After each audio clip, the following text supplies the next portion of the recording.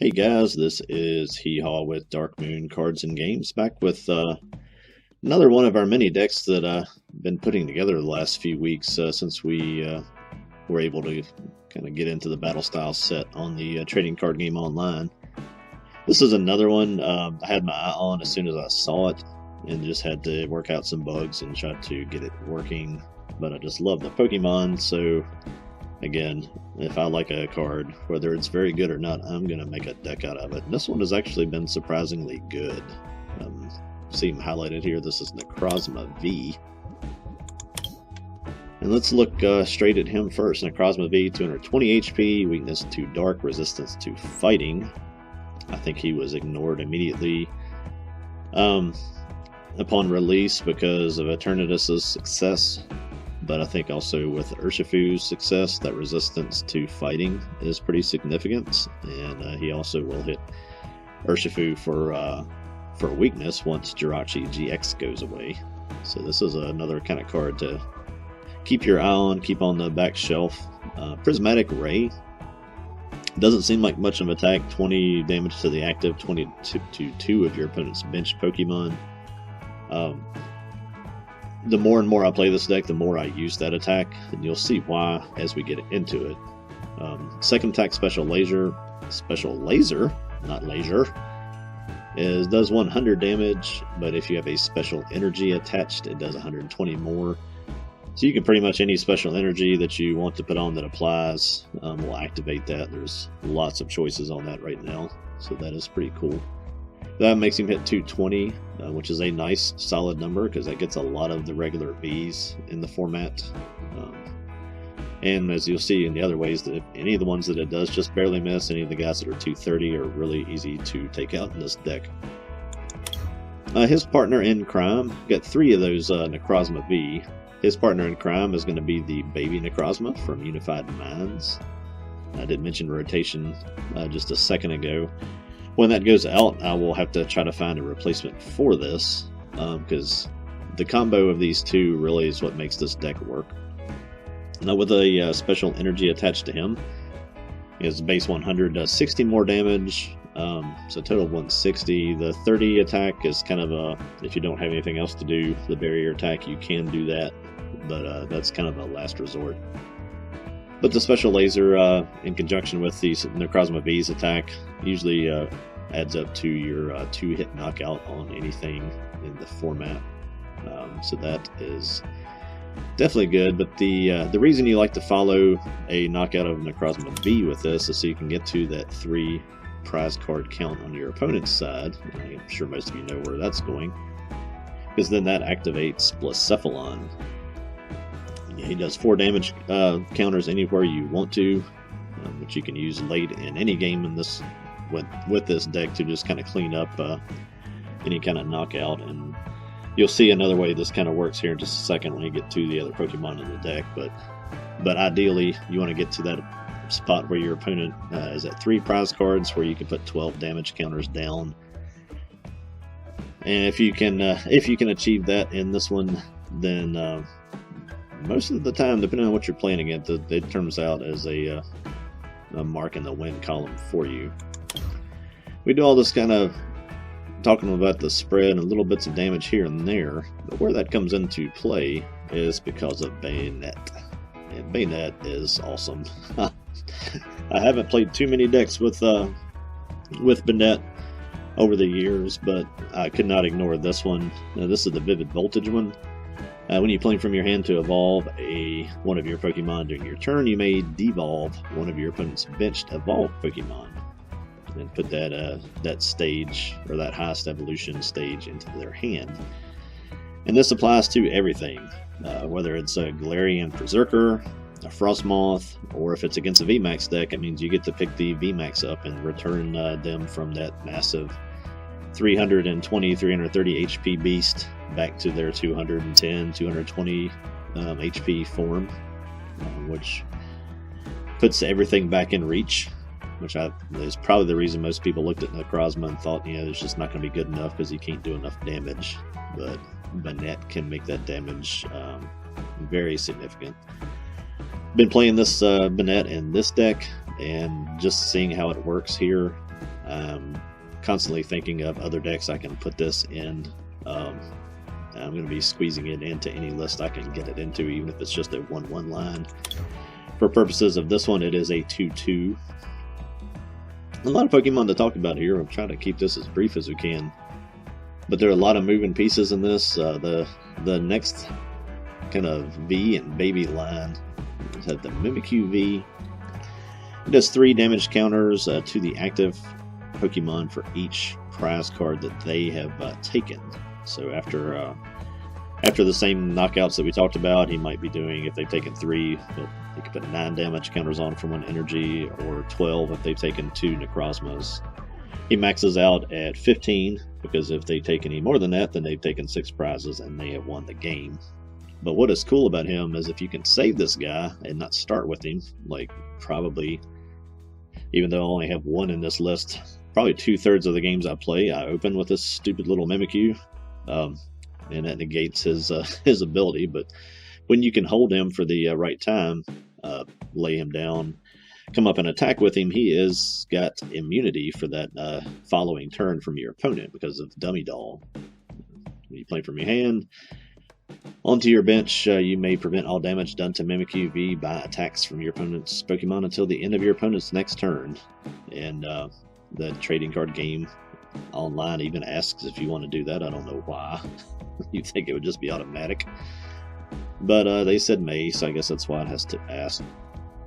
But again, this can let you just pile 9, 12 damage counters more onto something and set up a knockout in conjunction with the Banette, because all you have to do is get them within range, and again, without that VMAX number to worry about, you can get them there and then just de-evolve them with Banette. The trick there would be if you do de-evolve a VMAX, the knockout is just on the V, so it will just be a 2 prize card knockout, not a 3. And then because we're doing a lot of damage spread,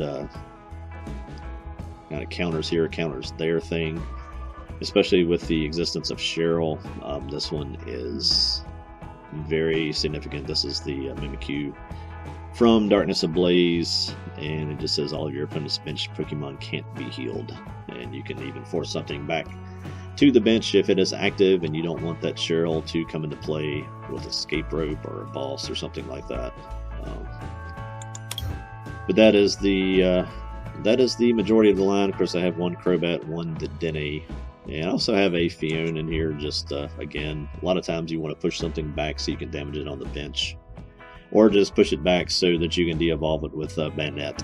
That is his purpose here. And this deck will, I don't know how it'll hold up after rotation, because of so many of these cards that are kind of key pieces in it right now are Cosmic Eclipse and Unified Minds. I will have this thing in my workshop and try it with the post-rotation cards and see if we can keep it working the way it does right now.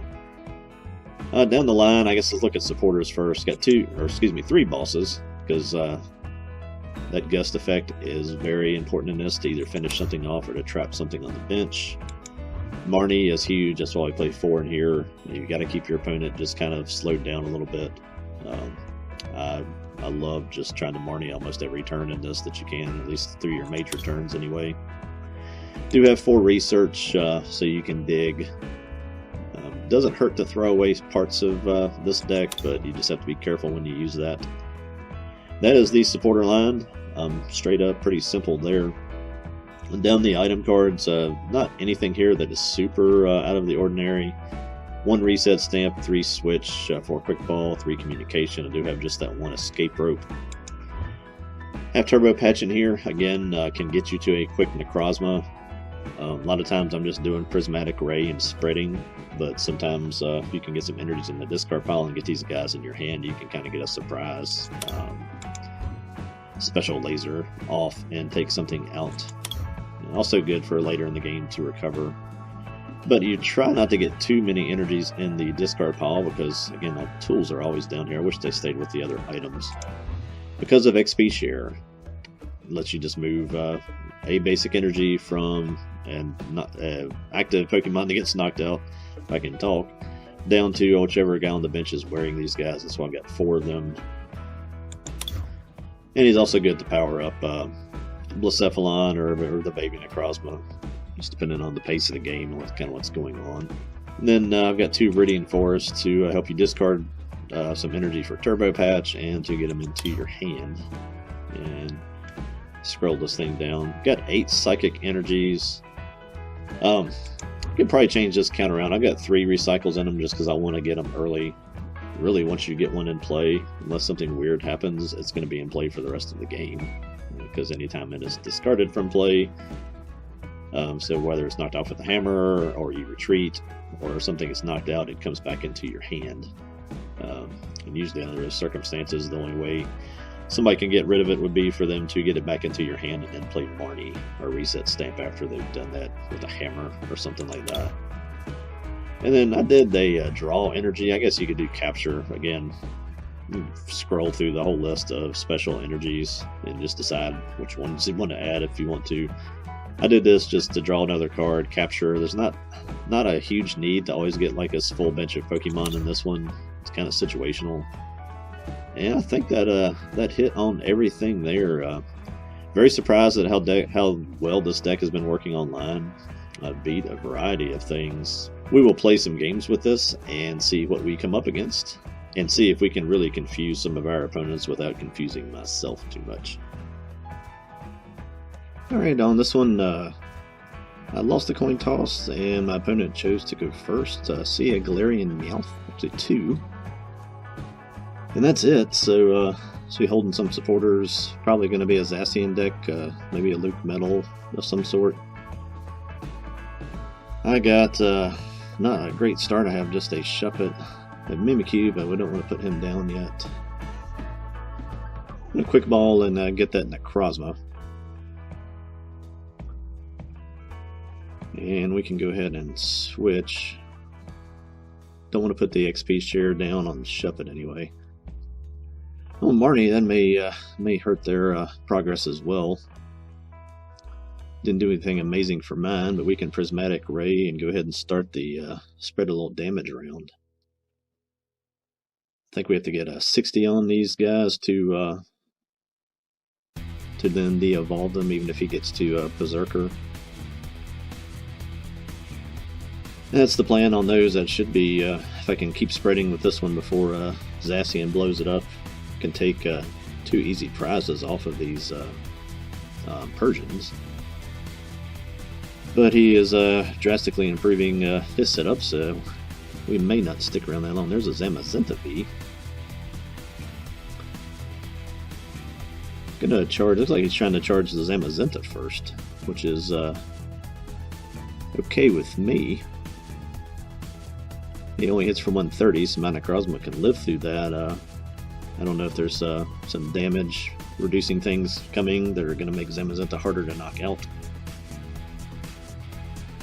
Off our research, got a couple quick balls, so we should be able to get in business here. Maybe get another Necrozma with this first one.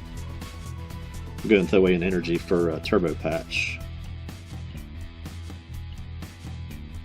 We spread with one Necrozma and then try to set the other one up, I think is the way to go. So we'll get XP share there. See if we can Turbo Patch to it. We'll get it on the benched one.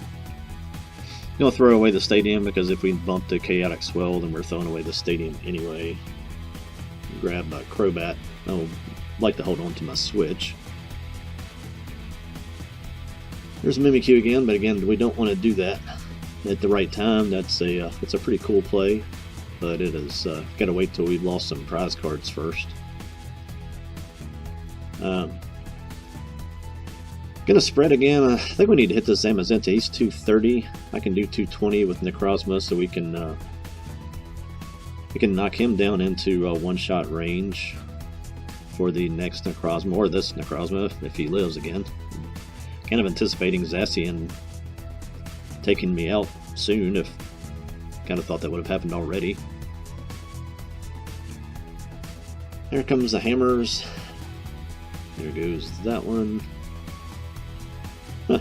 There goes the tool scrappers. So much for my XP share. Alright, I've got 4 of those guys, so if I just Intrepid Swords, I'm safe from the knockout. We'll get this recycle on the benched one. And that will keep an energy that will come back even if it does get hammered off. I almost made my cardinal mistake there. I was going to play Stamp, but I got Marnie. I'm going to play Marnie. There's no sense in stamping and then Marnieing, if that's a verb. I think I've got this share. I think I'm going to put it on the active one just to try to give myself a chance to attack with either Necrozma in case he bosses this benched one. So we'll put that up there. That way if he catches the other one, knocks it out, it'll preserve an energy.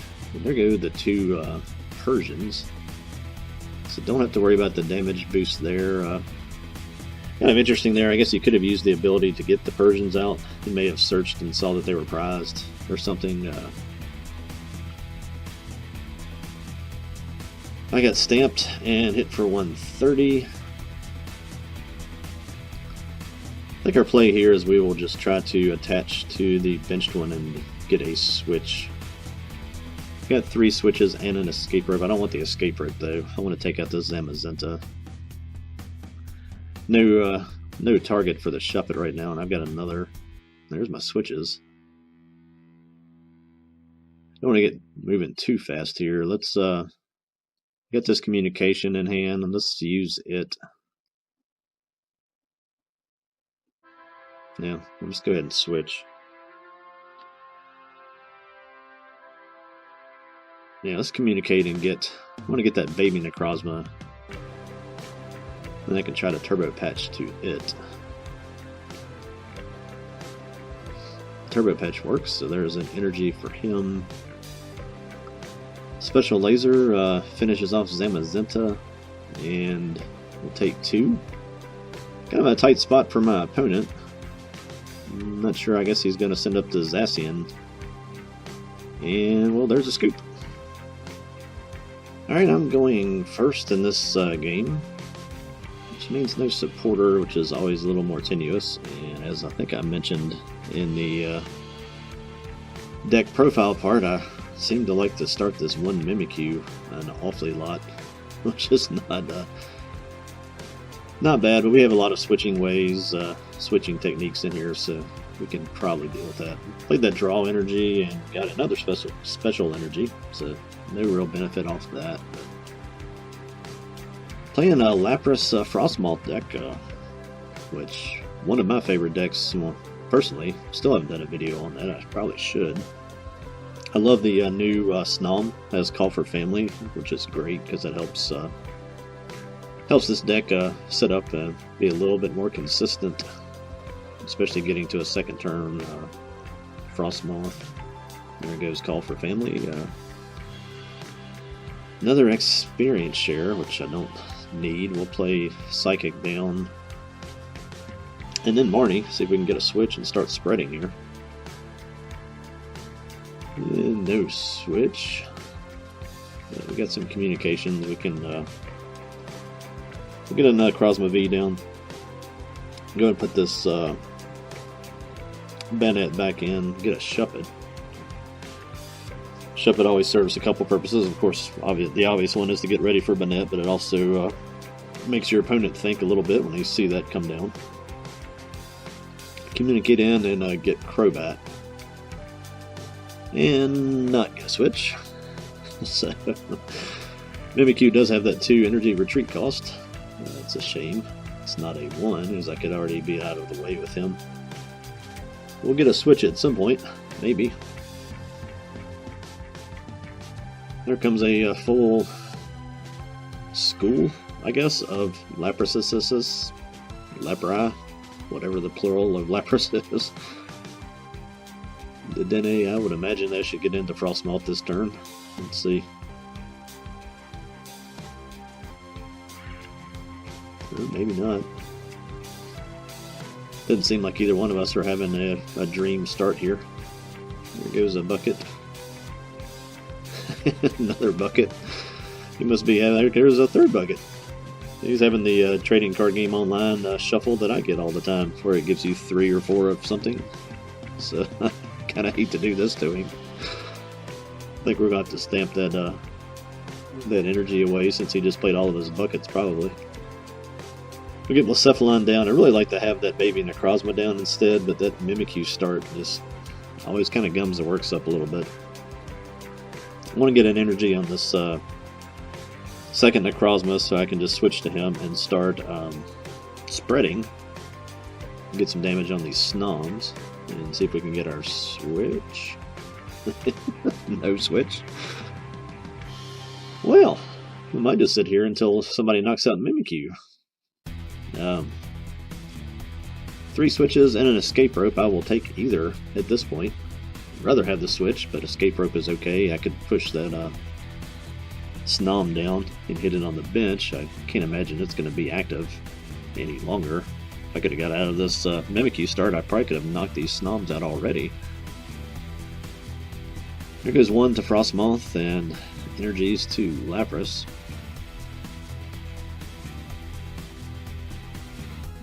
There you go. Didn't think they played support yet. There comes research, so we'll probably see Lapras VMAX and probably see this Mimikyu get blown up. Kind of cheering for that at this point. There's Lapras VMAX. 3 has to have 3 energies to attack. It can do 180 for 3 and then goes no more energies apparently. I think we are sharing frustrations from the Trading Card Game Online's programming. I'm going to get that Bayonet back in so we don't have to throw it away here, as I've got to dig for a switch. I guess yeah. I was thinking of just attaching the Mimikyu, because if I'd been doing that I could have just manually retreated him by now, but go ahead and get on Blacephalon, and there's finally a switching card, Escape Rope. Like I said, I'll take whatever form that comes in at this point. Send up our 1 energy Necrozma. Don't really need to share down on the Necrozma V with the 2 energy on it. Although the way this game is going, I may just want to do that just to guarantee I can attack with him. So we will Prismatic Ray. We get 20 on the Dene, which doesn't really matter in this one. But I think we want to target the 2 Frostmoth Snom lines. So just have to get 50 in play on those guys, and then we can de-evolve and knock them out. But much not as far down that road as I wish we were at this point, thanks to Mimikyu just sitting there being a dummy. I think that's the ability, Dummy Doll. Here goes Marnie, so hope I wasn't attached to anything there, not really.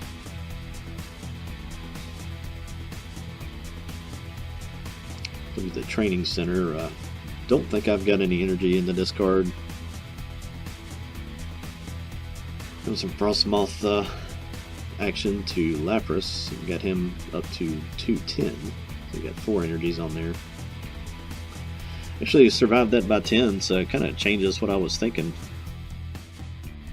Did have one in there. I'm going to we're going to turbo patch that to the active, and we'll just play recycle there and go ahead and return the Marnie. A couple more shares here. Definitely want to get one on Blacephalon. Might as well put the one on Mimikyu. Maybe. Yeah, not now. I'll just go ahead and laser. I guess 220 on there. I wasn't really anticipating doing that with this Necrozma V. But also wasn't anticipating him living through an attack from Lapras VMAX. So. And this again is where I wish I had room to bench that baby Necrozma, because a follow-up hit from him is enough to make the 2-shot on Lapras VMAX. Get to the 3 prize card point. I can actually still take it out with our Blacephalon. I can put all 12 damage counters there, but I don't think that's what we want to do. He's going to manually retreat the Lapras. And, okay, Ice Dance. I was thinking he's going to knock me out with Frostmoth.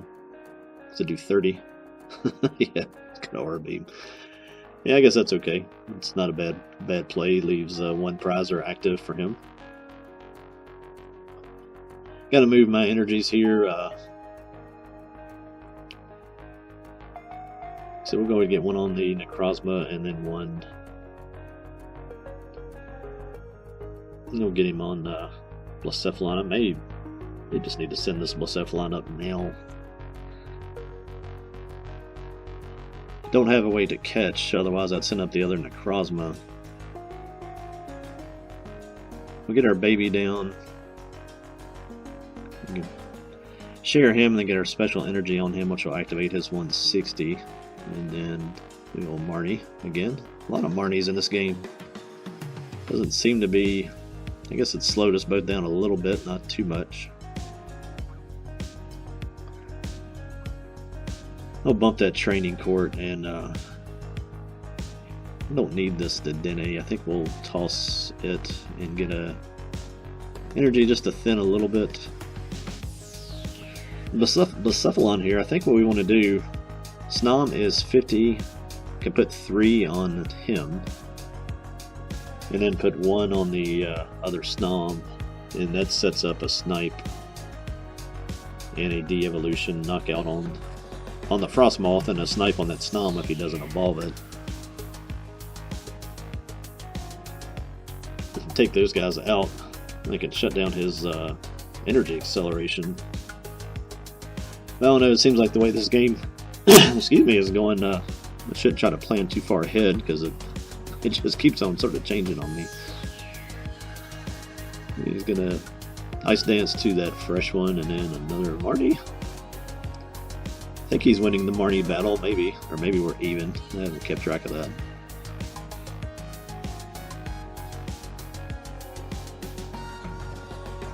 Got a couple different versions of Lapras VMAX built myself. Have to kind of review those and make sure they're up to date, and try to bring one of those out of one that's energy heavy and one that's kind of more based on energy retrievals. The shot from Lapras VMAX again. Move energy down to Baby and down to Mimikyu. Mimikyu may come in handy here. Not yet. Right now he would only hit for, he'd only do 9 damage counters, which isn't terrible, but we need more than that. We get the energy back that I just got before I got Marnied. And attached to Baby Necrozma. I'll bench the other one there. And let's research.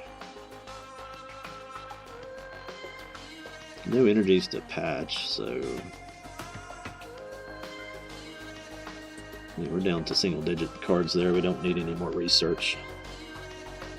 Still got that Mimikyu. I guess we could get it out of the deck just so we don't draw it. If they play Cheryl at this point, this is a loss. So Mimikyu I don't think is going to serve any purpose in this one. There's a Banette, so we don't have to try to go get it. Couple turbo patches too.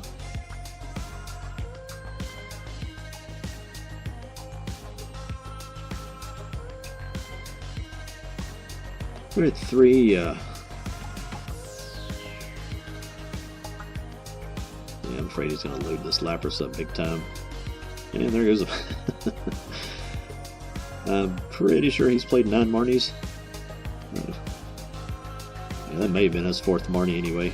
So that's, we should both just about be Marnied out here. 4 on that one. There goes another into a VMAX. He's got 5 on that one. So it's up to one-shotting my Necrozmas, unfortunately.